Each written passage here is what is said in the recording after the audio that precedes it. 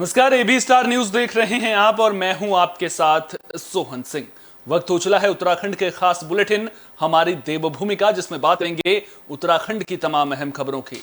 सबसे पहले बात करेंगे चारधाम यात्रा को लेकर के। दरअसल उत्तराखंड में चारधाम यात्रा आखिरी पड़ाव में है और विजयादशमी के दिन चारों धामों के कपाट बंद होने की तारीखों का भी ऐलान हो चुका है। दशहरे के दिन धार्मिक समारोह में पूजा अर्चना, विधि विधान पूर्वक पंचांग गणना पश्चात लग्न मुहूर्त देखकर चारधाम मंदिरों के कपाट बंद होने की तिथि तय की गई। 19 नवंबर को बद्रीनाथ धाम के कपाट और केदारनाथ धाम के कपाट 27 अक्टूबर को बंद हो जाएंगे। बता दें कि 3 मई को गंगोत्री और यमुनोत्री धाम के कपाट खुलने से चारधाम यात्रा की शुरुआत हुई थी और अब दशहरे के मौके पर कल चारधाम यात्रा के कपाट बंद होने की तिथि सामने आ गई है। बद्रीनाथ धाम के कपाट 19 नवंबर को शाम 3:35 पर बंद हो जाएंगे। केदारनाथ धाम के कपाट 27 अक्टूबर सुबह 8:30 पर भैया दूज के अवसर पर बंद होंगे। गंगोत्री धाम के कपाट 26 अक्टूबर गोवर्धन पूजा के दिन 12:01 पर और यमुनोत्री धाम के कपाट भैया दूज के दिन 27 अक्टूबर को मध्याह्न में अभिजीत मुहूर्त में शीतकाल के लिए बंद हो जाएंगे, जबकि श्री हेमकुंड साहिब लक्ष्मण मंदिर के कपाट 10 अक्टूबर को बंद होंगे।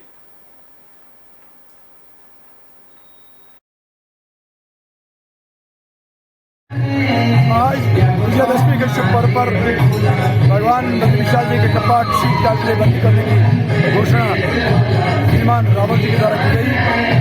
पंचांग हमारे द्वारा देखा गया और 19 नवंबर को दोपहर बाद 3:35 पर नीम नगर में भगवान के स्थल के पाठ शीतकाल के लिए बंद कर दिए जाएंगे। ये तिथि तय हो गई है और इसी के साथ यहाँ से शीतकालीन पूजाएं बद्रीनाथ से नीचे पहुंच जाएंगी।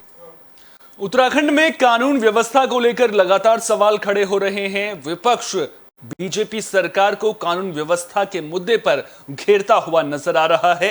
इसी कड़ी में नेता प्रतिपक्ष यशपाल आर्य ने कानून व्यवस्था पर सवाल उठाए हैं और सीबीआई जांच की मांग की है। दुर्गा पूजा कार्यक्रम में भाग लेने नैनीताल पहुंचे नेता प्रतिपक्ष यशपाल आर्य ने कहा कि बलात्कार और हत्या हो रही है और सरकार सोई हुई है।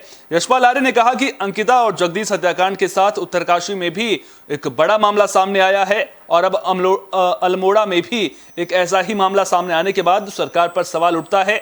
यशपाल आर्य ने मांग की कि सभी मामलों की सुनवाई तत्काल फास्ट ट्रैक कोर्ट में की जाए। यशपाल आर्य ने कहा कि देवभूमि में ये सब बर्दाश्त नहीं किया जा सकता, लिहाजा सरकार को कार्रवाई करनी चाहिए।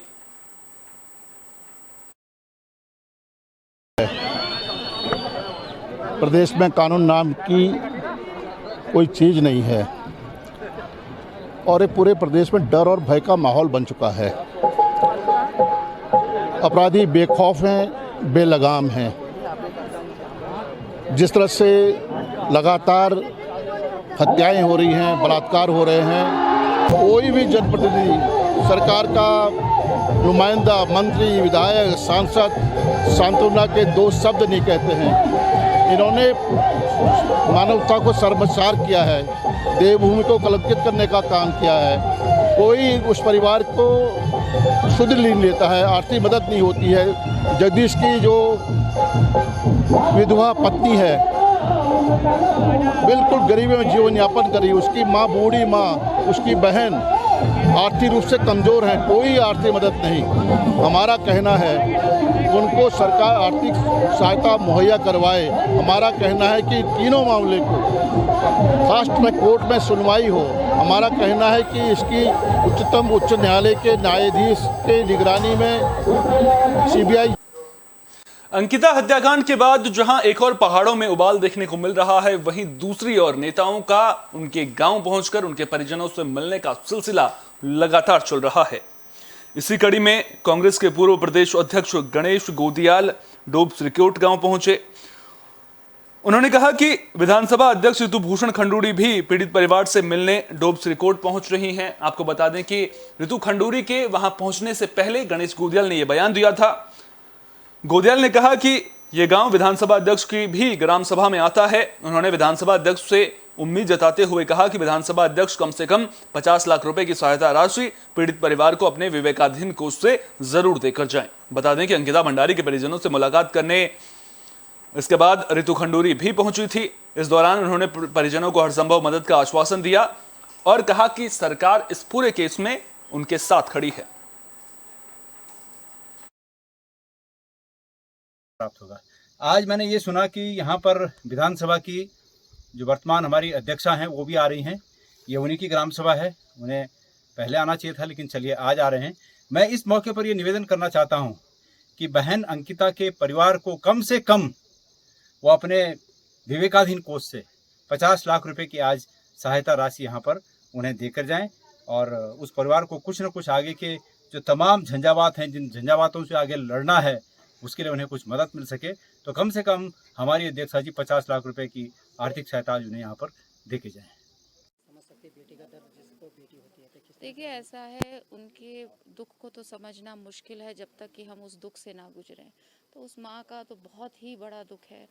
एक 18-19 साल की पूरा पाली पोसी बेटी इस तरह से चली जाए तो दुख तो बहुत होता है, लेकिन मुझे विश्वास है कि किसान आंदोलन के दौरान चर्चा में रहे राकेश टिकैत भी अंकिता भंडारी के परिवार से मिलने पहुंचे। इस दौरान उन्होंने पोस्टमार्टम रिपोर्ट को लेकर सवाल उठाए हैं। तो पौड़ी जिले में भारतीय किसान यूनियन के राष्ट्रीय प्रवक्ता राकेश टिकैत अंकिता भंडारी के घर उनके परिजनों से मिलने पहुंचे। इस दौरान उन्होंने परिजनों को सांत्वना दी। उन्होंने अंकिता भंडारी की निर्मम हत्या किए जाने को लेकर कड़ा आक्रोश जताया, तो वहीं परिवारजनों को ढांढस बंधाया। उन्होंने कहा कि पूरा देश परिवार के साथ खड़ा है। इस दौरान अंकिता के पिता वीरेंद्र भंडारी ने उनको न्याय दिलाने और आरोपियों को फांसी की सजा दिलवाए जाने की बात कही। इस दौरान राकेश टिकैत द्वारा परिवार को हर संभव मदद का आश्वासन भी दिया गया।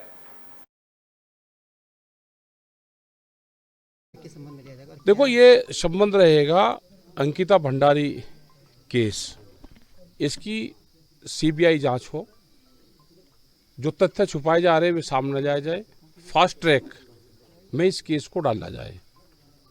जो भी अधिकारी इसमें दोषी है, सरकारें दोषी है, अगर सरकारें दोषी है तो सस्पेंड करा जाए सरकार को। ये सारे केस रहेंगे, इनके परिवार को इंसाफ मिले, लड़की को उसको इंसाफ मिले। देखा गया है तो वहाँ पे क्षेत्रीय विधायक रेणु बिष्ट थी और बुलडोजर जो अंकिता भंडारी का रूम तोड़ा गया बुलडोजर से द्वारा। अब उस समय प्रशासन ने कहा था कि हमने अनुमति दी, और अब प्रशासन कह रहा है कि हमने अनुमति दी। तो क्या देखो, ये तथ्य छुपाने के लिए वहाँ पे कोई दस्तावेज ना मिल जाए, उस रूम में कोई कुछ चीज़ ना मिले, वो इसलिए तोड़ा गया। अगर उनको तोड़ना था तो पूरे उसको गेस्ट हाउस को तोड़ दे। एक रूम को तोड़ना ये है कि वो मिली भगत से उन्हीं लोगों ने तोड़ा, वो जिनका रेस्टोरेंट है वो उन्होंने तोड़ा। सरकार तो बाद में सरकार इन्वॉल्व हुई जब उसने कहा कि नहीं हमने तोड़ा। क्या अकेला उसी लड़की का रूम तोड़ा जाता था? उसमें कोई न कोई दस्तावेज, कोई सबूत उसमें जरूर मिलते। बेटियों की सुरक्षा को लेकर डबल इंजन सरकार है, लेकिन बेटियों की सुरक्षा नहीं हो पा रही है। इससे सरकार की पूरी तरह से विफलता आपको नजर आ रही है। और आप आर्थिक स्थिति देख सकते हैं इस परिवार की, किस तरह की आर्थिक स्थिति है। और इन विषम परिस्थितियों में एक बेटी इतनी हिम्मत के साथ लड़कर और पढ़कर शहर में नौकरी करने जाती है ताकि उसका परिवार आगे अच्छे से गुजारा कर सके, लेकिन इस देश में इतना भ्रष्टाचार और इस राज्य में इतना भ्रष्टाचार कर दिया गया है कि वो उन भ्रष्टाचारियों के और उन लोगों के चंगुल से निकल नहीं पाई, और वो लड़की आखिरी दम तक लड़ती रही अपने उसके लिए। लेकिन कोई अंकिता के परिवार के साथ पूरा देश खड़ा है, और भारतीय किसान टिकैत के जो उत्तराखंड के जो हम पूरा कार्यालय है, पूरा किसान उत्तराखंड का अंकिता के परिवार के साथ खड़ा है। और जैसे भी आंदोलन की हमने आंदोलन करना सीख लिया, और हम उस अंकिता के लिए भी आंदोलन के लिए हर समय सड़क पर रहने के लिए तैयार हैं। उत्तराखंड में अंकिता हत्याकांड के बाद अवैध रिजॉर्ट पर सरकार का डंडा भी चलता हुआ नजर आया है। कई अवैध रिजॉर्ट को सील कर दिया गया है। वहीं अब उत्तराखंड परिवर्तन पार्टी ने जमीनों पर अवैध कब्जा कर बने रिजॉर्ट को लेकर सवाल खड़े किए हैं। तो उत्तराखंड में अंकिता हत्याकांड के बाद लगातार अवैध जमीनों का जिस प्रकार मामले सामने आ रहे हैं, उससे सरकार की चारों ओर से घेराबंदी शुरू हो गई है। अब इस मामले में उत्तराखंड परिवर्तन पार्टी के केंद्रीय अध्यक्ष पीसी तिवारी ने सरकार पर बड़े सवाल दागे हैं। उन्होंने कहा कि आज उत्तराखंड में सरकार के नाक के नीचे जिस प्रकार भूमाफिया उत्तराखंड की जमीनों में कब्जा कर उन्हें अय्यासी के अड्डे बना रहे हैं, उससे साफ है कि इसमें सरकार और प्रशासन की मिलीभगत है। उन्होंने कहा कि वो 2010 से लगातार इसको लेकर मुखर तौर पर उत्तराखंड की सरकारों को अवगत कराते आए हैं, पर आज तक इसमें कोई कार्रवाई सरकारों के द्वारा नहीं की गई है। उन्होंने कहा कि अंकिता हत्याकांड में आया रिजॉर्ट तो अभी का है, जबकि अल्मोड़ा के विकासखंड हवलबाग के डानाकाड़ा मेणी गांव में वन भूमि पर कब्जा इसका जीता जागता उदाहरण है, जिसकी जांच रिपोर्ट के खुलासे होने के बाद भी 12 साल बाद भी कार्रवाई अमल में सरकार के द्वारा नहीं लाई गई है। उन्होंने कहा कि जिला प्रशासन के द्वारा जांच के बावजूद भी इन पर कार्रवाई नहीं हुई है, उल्टा इन्हें संरक्षण दिया जा रहा है।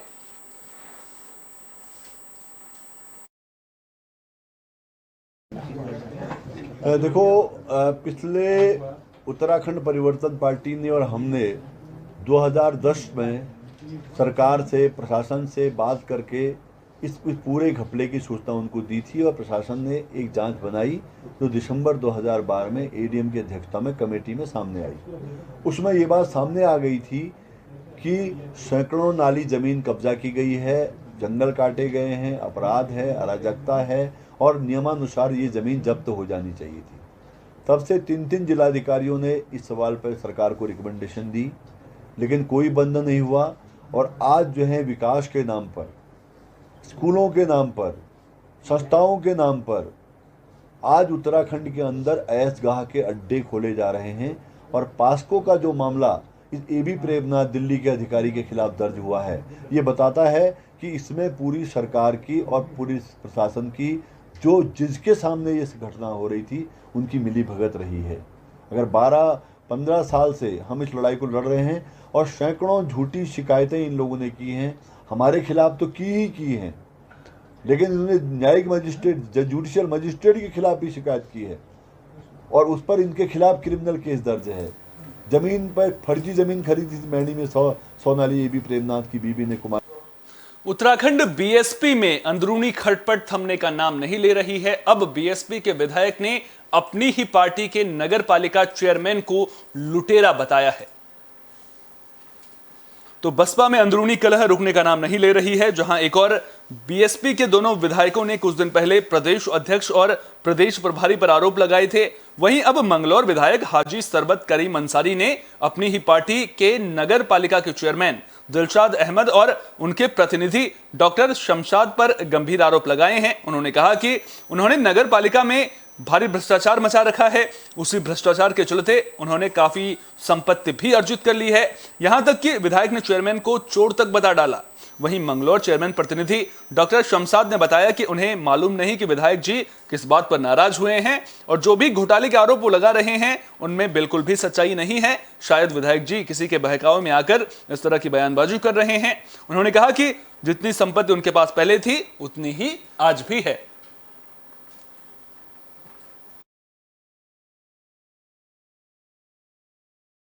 नाले सफाई नहीं होती, नाले में बच्चा मर गया था अभी पिछले हफ्ते नाले में गिरकर बच्चा मरा है। कोई सफाई नहीं होती, कोई जब नाले में सफाई नहीं होती तो बच्चा उसमें गिरा और मर गया। नगर पालिका में चोरों लुटेरे का राज है। बिल्कुल, नगर पालिका में चेयरमैन चोर है, लुटेरा है और इसकी जांच होनी चाहिए। और मैं अपने आदरणीय मुख्यमंत्री से इसके लिए मैं मिलूंगा इस बात में और उनके सामने जो है सारी समस्याएं रखूंगा। मैं नगर विकास मंत्री से भी मिलूंगा और ये सारी समस्याएं जो है उनके भी सामने रखूंगा। अगर आप चाहते हैं कि भाई मंगलौर में भ्रष्टाचार ख़त्म हो तो इस पर एक्शन लो, और अगर आप नहीं चाहते कि भ्रष्टाचार ख़त्म हो तो फिर अधिकारी धरना प्रदर्शन भी करेंगे फिर अगर ऐसा हुआ? अगर नहीं करा तो वो भी करूँगा, क्या करोगे? धरना प्रदर्शन भी करूँगा और इनकी जांचें भी कराऊँगा और जहाँ इन्हें काम करा रहे हैं उन पर जाकर खड़ा भी हूँगा। अब पुराना ढर्रा नहीं चलने वाला? बिल्कुल नहीं चलने देने का पुराना ढर्रा। चोर लुटेरे भागे जाएंगे? चोर लुटेरे तो भाग जाएंगे, कहाँ काम ही नहीं करा रहे, फाइलें लेके भाग गए। जिस तरह वो कह रहे हैं कि आप पैसे की डिमांड कर रहे थे, क्या था मामला? कौन सा? क्या आप पैसे की डिमांड कर रहे थे पालिका में? किससे? देखिए, आरोप तो दुश्मन लगावेगा, आरोप से क्या मैं बेबुनियाद है, साबित करे ना वो किससे मैंने मांगे, वो आदमी साबित करे, उस आदमी को मेरे सामने लाओ जिससे मैंने मांगे हैं। जी भाई ने मुझे वीडियो भेजी है, मैंने वो वीडियो देखी है। मैं बहुत आहत हूँ माननीय विधायक जी के स्टेटमेंट से कि आखिर मेरी समझ में ये बात नहीं आई है कि मेरे द्वारा ऐसा कौन सा कार्य किया गया है जिसमें माननीय विधायक जी इतने जो है भड़के हुए हैं और अमर्यादित और जिसको एक ऐसी लैंग्वेज कही जा सकती है जो एक सम्मानित विधायक के लिए शोभा नहीं देती है, वो इन बातों का इस्तेमाल कर रहे हैं। वो हमारी ही पार्टी के बहुजन समाज पार्टी के विधायक हैं और हमने अभी जस्ट चुनाव में जो मार्च में जो चुनाव हुआ उसमें हमने बहुजन समाज पार्टी के लिए रात दिन एक किया है और मंगलौर क्षेत्र की जनता, मंगलौर क्षेत्र के लोग, उनके साथी, उनके कार्यकर्ता सब लोग जानते हैं कि हमने रात दिन करके उनके साथ काम किया है। आज वो हमें इतनी बड़ी बात कहने का काम कर रहे हैं। आज उन्होंने अपनी भाषा में इतना ऐसे अल्फाज इस्तेमाल किए हैं जिनको मैं दोहराना भी नहीं चाहता। अंकिता भंडारी हत्याकांड को लेकर जहां पहाड़ों पर उबाल देखने को मिल रहा है, वहीं अब एक और मामला सामने आया है। केदार भंडारी का मामला सामने आने के बाद अब एक बार फिर पुलिस की कार्यशैली पर सवाल खड़े हो रहे हैं। पौड़ी के लक्ष्मण झूला थाने में अंकिता भंडारी का मामला अभी थमा भी नहीं है कि अब थाने की पुलिस पर एक और आरोप लगने लगा है। मामला है अग्निवीर के लिए कोटद्वार से घर लौट रहे केदार भंडारी का। आंखों में आर्मी का सपना लिए पहली बार घर से निकला 19 साल का केदार भंडारी, जो भर्ती तो नहीं हुआ, लेकिन लक्ष्मण झूला पुलिस ने पहले बिना किसी शिकायत के चोरी के इल्जाम में कस्टडी में रखे मासूम पर ऐसे जुल्म किए कि मासूम ने कस्टडी से भागकर 22 अगस्त को दिन में नदी के छलांग लगाकर मौत को गले लगा लिया। आरोप पुलिस पर लग रहे हैं, जिस पर अब परिजन सवाल उठा रहे हैं और अपने बेटे की मौत का जवाबदार पुलिस को बता रहे हैं। कई सवाल वो खड़े कर रहे हैं क्योंकि मामला 22 अगस्त का है, लेकिन पुलिस के पास अपने बेटे के लिए न्याय की गुहार लगाते लगाते अब पीड़ित पिता ने कोर्ट के दरवाजे को भी खटखटा दिया है। पुलिस के खिलाफ आरोप लगाते हुए अब पीड़ित परिवार के वकील कहते हैं कि पुलिस ने बिना किसी शिकायत के कैसे मासूम को हवालात में डाला, साथ ही अब पुलिस को आरोपी भी बता रहे हैं।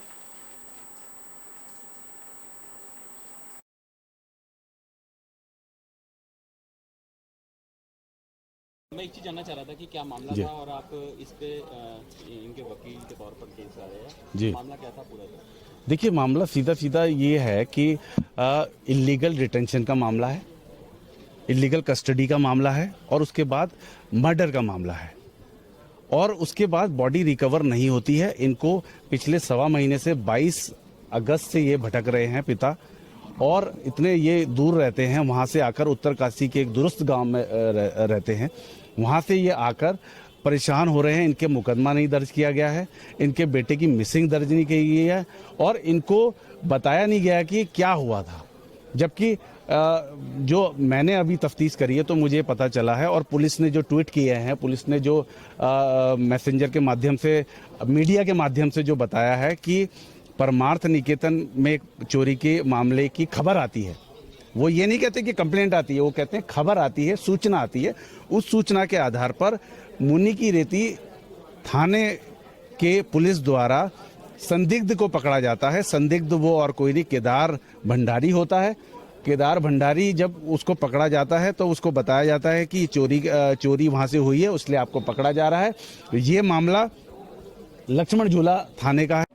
किस तरह से देखते हैं पूरे मामले को, किस तरह से देखते हैं ये जो हुआ है? अभी क्या अब पुलिस बोल रही है, अभी क्या है, पुलिस ने बताया, हमें तो नहीं विश्वास। जो 70 फीट से छलांग मारा, क्या उसका पाँव नहीं टूटा? क्या उसके पाँव के निशान है वहाँ पे?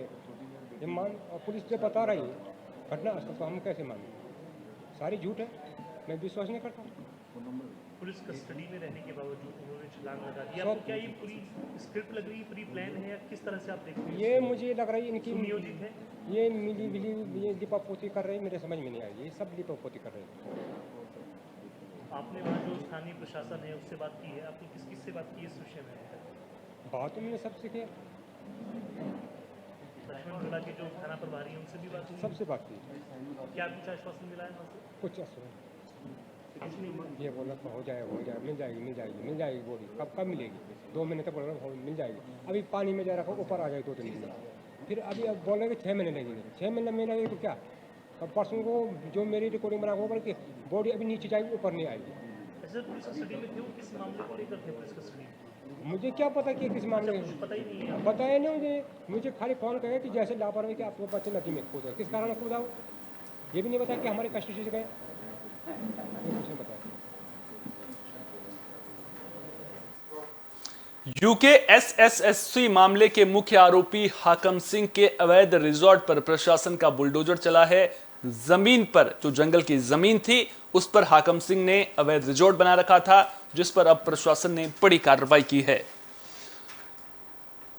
वनभूमि पर बने 2 अवैध रिजॉर्ट को प्रशासन ने बुलडोजर चलाकर ध्वस्त कर दिया है। कार्रवाई से पहले ग्रामीणों और प्रशासन की टीम के बीच नोकझोंक भी हुई। प्रशासन के नहीं मानने पर ग्रामीणों ने स्वयं ही रिजॉर्ट पर लगी लकड़ी भी निकाल दी। बाद में प्रशासन की टीम ने बुलडोजर से रिजॉर्ट ध्वस्त कर दिया। गोविंद वन्यजीव विहार प्रशासन ने बीते 26 सितंबर को नोटिस जारी कर अवैध रिजॉर्ट खाली कर इन्हें ध्वस्त करने के निर्देश दिए थे।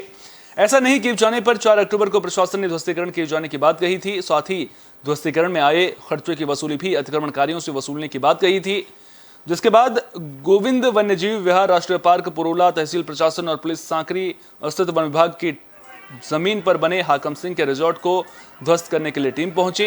इस दौरान हाकम की पत्नी बिसुली देवी और ग्रामीणों का ध्वस्तीकरण का विरोध देखने को मिला। हाकम की पत्नी ने कहा कि संपत्ति से हाकम का कोई लेना देना नहीं है। बिसुली देवी ने प्रशासन और गोविंद वन्यजीव बिहार प्रशासन से दोबारा जांच करने की मांग की है, जिस पर विभाग ने दोबारा जांच से इनकार कर दिया। इसके बाद ग्रामीणों ने स्वयं ही अवैध रिजॉर्ट को तोड़ना शुरू कर दिया था। ग्रामीणों ने रिजॉर्ट में लगी लकड़ी खोल करके वो ले गए। ध्वस्तीकरण की संभावना को देखते हुए रिजॉर्ट से सामान पहले ही खाली कर दिया गया था। होमस्टे से खिड़की, दरवाजे, शौचालय के स्वीट आदि कीमती सामान पहले ही निकाल दी गई थी।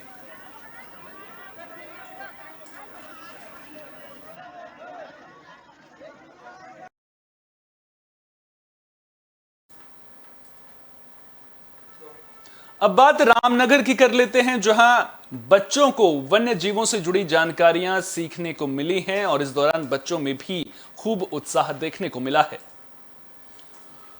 वन्य प्राणी सप्ताह के पक्षी अवलोकन एवं प्रकृति भ्रमण कार्यक्रम से इस कार्यक्रम के साथ ही हाथी दिवस पर कई कार्यक्रमों का आयोजन और स्थानीय महिलाओं को स्वरोजगार संबंधी प्रशिक्षण कार्यक्रम का आयोजन किया गया। इस दौरान स्कूली बच्चों ने हाथी को फल और गुड़ खिलाया। साथ ही उन्हें वन्यजीव प्रेमी संजय छिमवाल द्वारा हाथियों से जुड़ी जानकारियां भी दी गई। बता दें कि वन्यजीव प्राणी सप्ताह के अंतर्गत चौथा दिन हाथी दिवस के रूप में मनाया जाता है। ऐसे में रामनगर की बिजरानी गेट में हाथी दिवस पर एक कार्यक्रम का आयोजन किया गया था, जिसमें स्कूली बच्चों को वन्यजीवों के व्यवहार और उनसे जुड़ी जानकारियां दी गई। कॉर्बेट टाइगर रिजर्व के आमडंडा बिजुरानी रेंज में स्कूली बच्चों के लिए हाथियों से जुड़े एक कार्यक्रम का आयोजन किया गया। इस मौके पर बच्चों को एशियन और अफ्रीकन हाथियों के बीच फर्क भी बताया गया। वहीं कॉर्बेट टाइगर रिजर्व के पालतू हाथियों को स्कूली बच्चों को दिखाया गया। हाथियों के भोजन के लिए विशेष आहार का प्रबंध भी किया गया था, जिसमें हाथियों के लिए पटेरा घास, गेहूं का भूसा, चरी घास, दूबड़ घास, केला, गुड़ और आटे के लड्डू से बना केक भी बनाया गया था। वहीं साथ ही वन्यजीव प्रेमी द्वारा पक्षियों की भी स्कूली बच्चों को जानकारियां दी गई।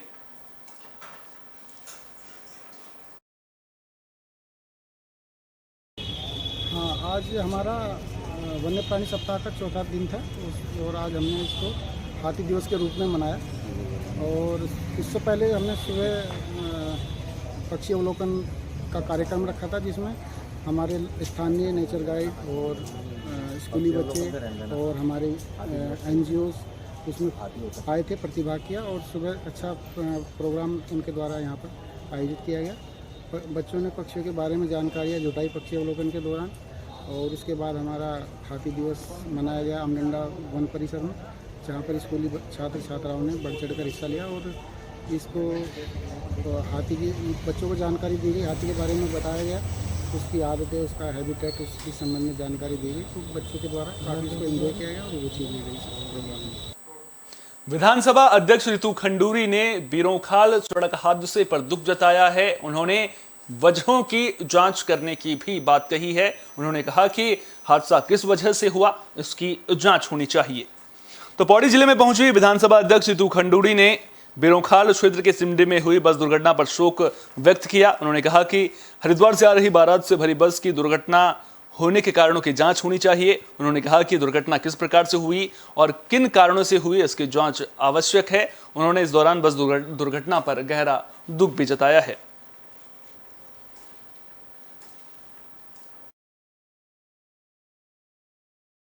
जी, बहुत ही दुखद है। क्या कारण है, क्यों हुआ, इसकी जांच भी होनी चाहिए, क्योंकि एक बारात आ रही थी लालडांग हरिद्वार से, तो बहुत दुखद है और मैं अपना संताप में भी व्यक्त करती हूँ, लेकिन जांच होनी चाहिए कि क्यों और कैसे ये। बुलेटिन के आखिर में बात सिंगल यूज प्लास्टिक बैन की भी कर लेते हैं। दरअसल प्रशासन के द्वारा अब सिंगल यूज प्लास्टिक को लेकर लोगों को जागरूक करने का काम किया जा रहा है।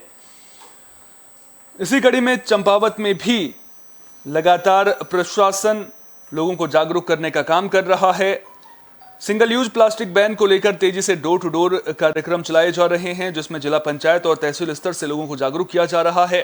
साथ ही लोगों को प्लास्टिक से होने वाले नुकसान के बारे में भी बताया जा रहा है। वहीं दुकानों में बिक्री की जा रही अवैध प्रतिबंधित प्लास्टिक को जब्त करते हुए चालान की कार्रवाई भी की जा रही है।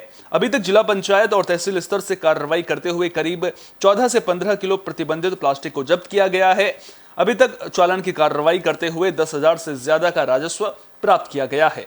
अपर मुख्य अधिकारी भगवत पाटनी ने बताया कि सिंगल यूज प्लास्टिक उत्पादों को पूर्ण रूप से बैन किया गया है। अगर कोई इसका भंडारण करता है या सिंगल यूज प्लास्टिक उत्पादों का विक्रय करता है तो उस पर चालान की कार्रवाई की जाएगी। साथ ही उन्होंने अपील करते हुए कहा कि सिंगल यूज प्लास्टिक के इस्तेमाल से बचें, क्योंकि इसका हमारे जीवन पर दुष्प्रभाव पड़ता है।